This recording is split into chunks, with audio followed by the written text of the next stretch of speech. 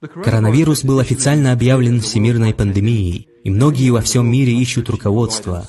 Как мусульманам, есть несколько вещей, которые нам нужно иметь в виду, когда мы готовимся к тому, что может произойти.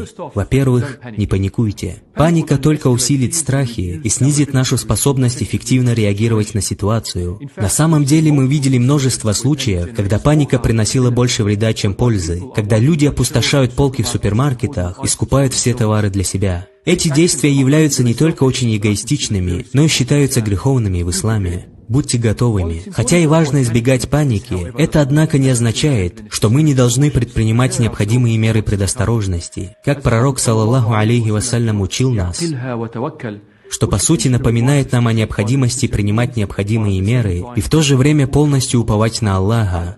Как мусульмане, мы должны соблюдать необходимые меры предосторожности и следовать рекомендациям медицинских работников, чтобы защитить себя и других от коронавируса. Будь то тщательное мытье рук, избегание массовых публичных собраний, воздержание от ненужных поездок или даже ношение медицинских масок, если вы нездоровы, чтобы защитить других от заражения.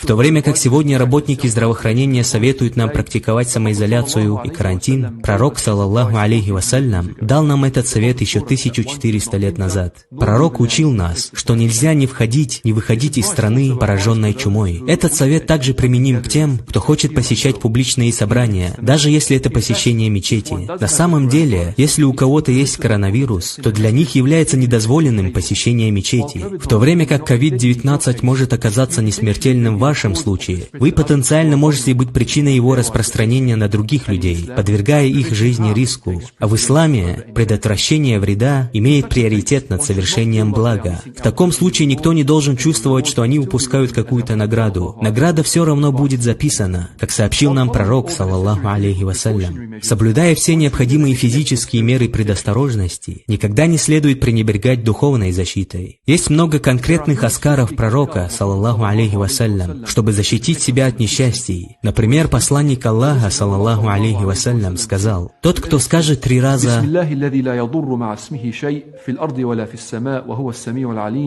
того не постигнет его нежданная беда до самого утра, а тот, кто произнесет их утром 3 раза, того не постигнет его нежданная беда до самого вечера». Теперь, приняв все разумные меры предосторожности и читая ежедневные аскары, следует иметь в виду, что все происходит только по воле Аллаха, Свят Он и Велик. Как Аллах, Свят Он и Велик, сказал в Коране: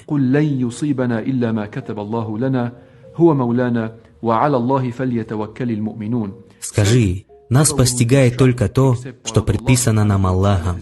Он наш покровитель, и пусть верующие уповают на одного Аллаха». Вместо того, чтобы испытывать страх и панику, давайте все вместе воспользуемся этим бедствием как возможностью вернуться к Аллаху и укрепить нашу веру. То, что мы сегодня наблюдаем, это напоминание о том, насколько мы, как люди, слабы, и как то, что даже невидимо нашему глазу, ввергает в страх и угрожает целым нациям. Это очень сильное напоминание о том, как сильно мы нуждаемся в нашем Создателе. В это время давайте поднимем наши руки в дуа и будем молить Аллаха, Свят Он Велик, защитить нас от зла и несчастий. Мы молим Аллаха, Свят Он Велик, положить конец этой пандемии, восстановить мир и даровать здоровье всем тем, кто страдает во всем мире.